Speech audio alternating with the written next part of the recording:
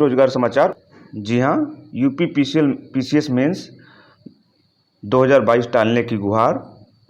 LT grade शिक्षक भर्ती 2018-2022 और एसएससी सीजीएल 2022 विज्ञापन 20,000 पदों पर और एसएससी 2018 यूपी पीसीएल भर्ती विज्ञापन जारी 891 पदों पर। आरआरबी ग्रुप डी अग्निवीर भर्ती और अन्य महत्वपूर्ण सूचनाएं जो विभिन्न रोजगार समाचार पत्रों पर छाई हुई हैं विद्यार्थियों के लिए महत्वपूर्ण हैं।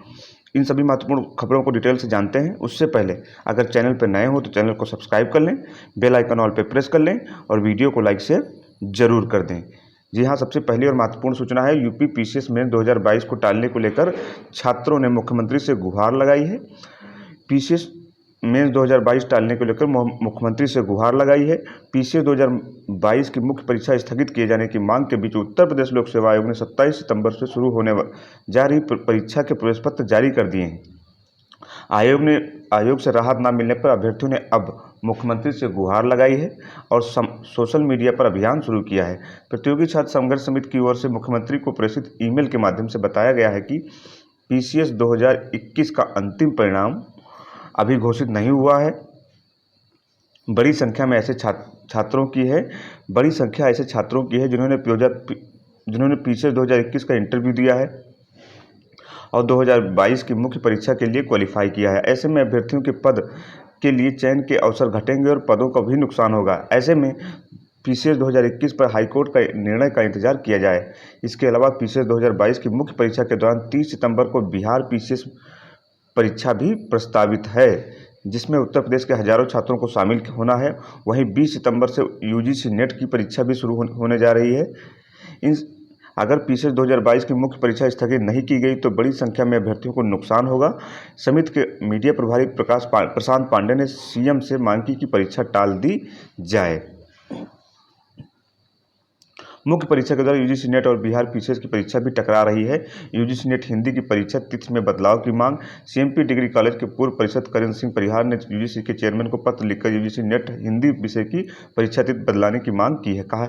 उनका कहना है कि यूजीसी नेट हिंदी विषय की परीक्षा बिहार की पीसीएस और बुंदेलखंड विश्वविद्यालय में बीएड सेमेस्टर की परीक्षा की तिथियां आपस में टकरा रही हैं। परीक्षार्थियों की समस्या को देखते हुए यूजीसी नेट की परीक्षा को प्रस्तावित 30 सितंबर से आगे बढ़ा दी जाए, ऐसी छात्रों ने मांग की है। पूरा प्रयास छात्र कर रहे हैं कि यूपी पीसीएस 2022 का जो मेंस है वो टल जाए ताकि अन्य परीक्षाओं से वो लड़ ना सके। और सबसे मेन समस्या है कि 2021 का जब तक रिजल्ट नहीं आएगा तो बहुत सारे छात्र फिर से क्वालिफाई करेंगे और पदों की समस्या होगी और फिर से चयनित हो जाएंगे, जिससे जो नए छात्र हैं जिनके अवसर चयन के कम हो जाएंगे। अगली महत्वपूर्ण सूचना है प्रवक्ता को लेकर के, एलटी ग्रेड को लेकर के है। एलटी ग्रेड 2018 और 2022 को लेकर के है। एलटी ग्रेड 18-2022 प्रवक्ता के चयनितों को जल्द मिलेगी नियुक्ति। एलटी ग्रेड द्वितीय सूची में चयनितों का एनआईसी में फीड हो चुका है डाटा और जल्दी ही दूसरी जो लिस्ट है वो जारी हो जाएगी। एलटी ग्रेड शिक्षक भर्ती 2018 की द्वितीय सूची में चयनित अभ्यर्थियों प्रवक्ताओं को 2020 के चयनित अभ्यर्थियों को जल्द ही नियुक्ति मिलेगी। चयनित अभ्यर्थियों का डाटा एनआईसी में फीड कर दिया गया है। विद्यालय आवंटन के लिए इसी माह पोर्टल खुलने की उम्मीद है। एलटी ग्रेड शिक्षक भर्ती 2018 के तहत 15 विषयों में शिक्षकों के 10,768 पदों पर भर्ती हुई थी। विज्ञापन जारी किया गया था। अंतिम चयन परिणाम जारी करने के बाद चयनित अभ्यर्थियों को उत्तर प्रदेश लोक सेवा आयोग ने अभिलेख सत्यापन के लिए बुलाया था। कई बार अभ्यर्थी सत्यापन की प्रक्रिया में शामिल नहीं हुए। इसके अलावा आयोग ने नए अभ्यर्थियों की द्वितीय सूची जारी की। इसकी संख्या 70 के आसपास है।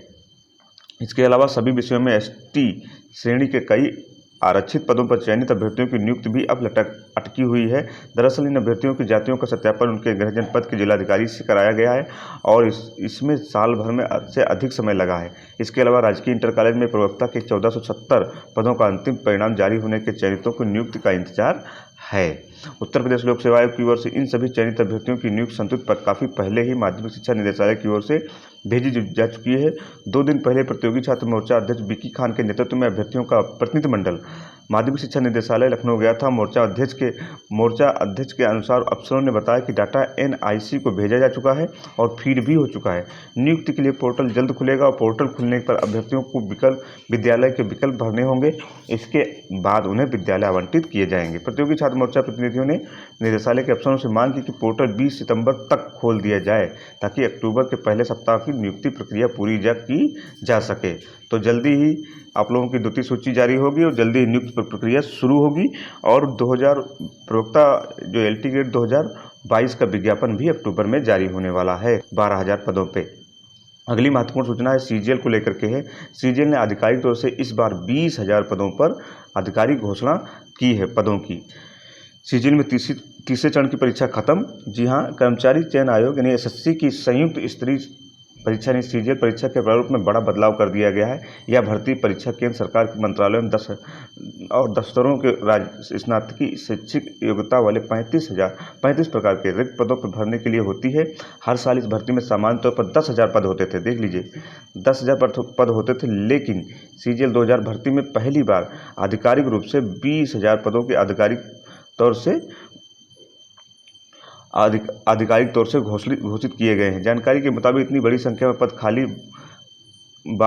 पहली बार घोषित किए गए हैं। सीजीएल 2022 की परीक्षा बदलने के प्रारूप होगी, जिसका नोटिफिकेशन जारी कर दिया गया है। इसी भर्ती में 1, 2, 3 होते फर्स्ट, सेकंड, थर्ड ईयर की होते थे, लेकिन अब 2 ही चरण होंगे। खास बात यह है कि तीनों चरणों की परीक्षा के बाद कोई भी होने वाली दक्षता परीक्षा यानी डेटा एंट्री स्पीड भी अब दूसरे चरण की परीक्षा के साथ ही हो जाएगा, जिससे भर्ती प्रक्रिया में लगने वाला लंबा समय कम हो जाएगा।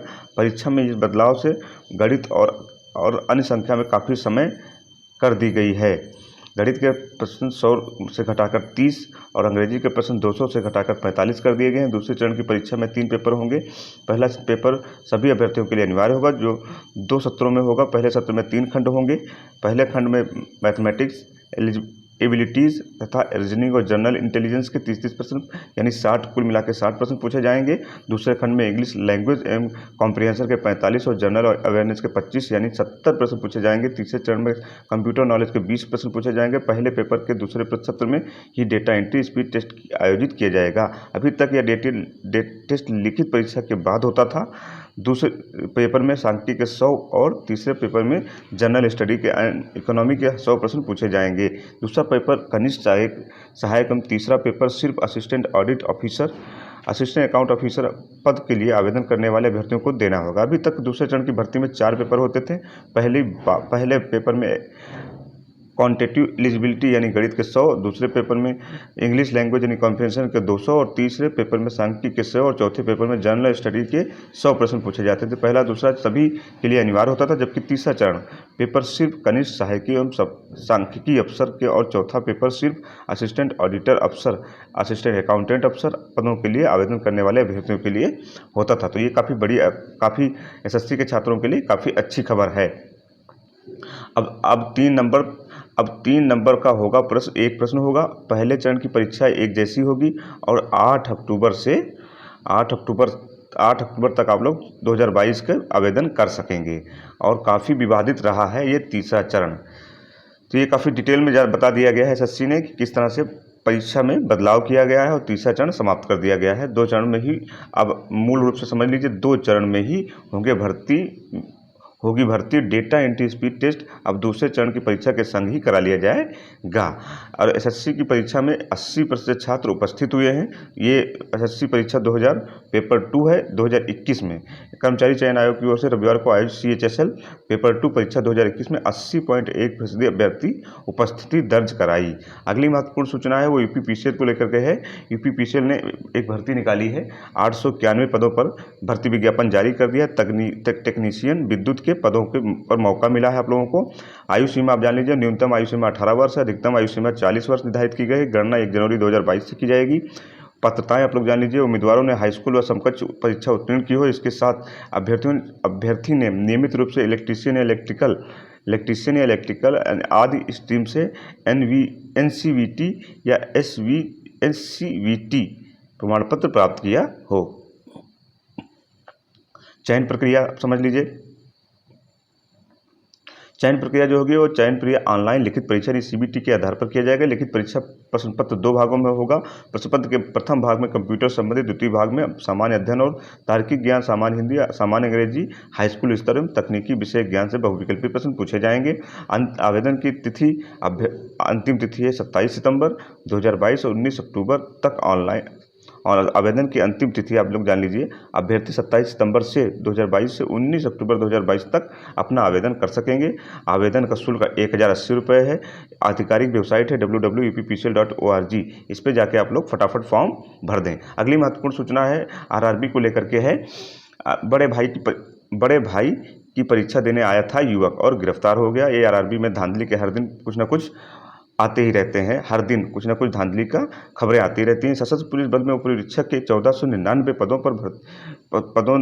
पर पदोन्नति इसी माह। एसएसबी में लगभग 1500 पदों पर पदोन्नति से उपनिरीक्षक यानी दरोगा के पद भरे जाएंगे। अग्निवीर भर्ती की महत्वपूर्ण सूचना है। 20 दिन तक बंद रहेगा हाईवे। जी हाँ, अग्निवीर शुरू हो गई है। इसको लेकर के रूट डाइवर्जन कर दिया गया है और अब एक लेन पे ही काम चलेगा। 20 दिन तक ये रूट डाइवर्जन चलेगा। तो ये रही महत्वपूर्ण खबरें जो विभिन्न रोजगार समाचार पत्रों पर छाई हुई हैं और विद्यार्थियों के लिए महत्वपूर्ण है। चैनल पर नए हो तो एक बार फिर से मैं आग्रह करूंगा, चैनल को जरूर से जरूर सब्सक्राइब कर लें, बेल आइकन ऑल पे प्रेस कर लें और वीडियो को लाइक शेयर जरूर कर दें। पूरा वीडियो देखने के लिए धन्यवाद।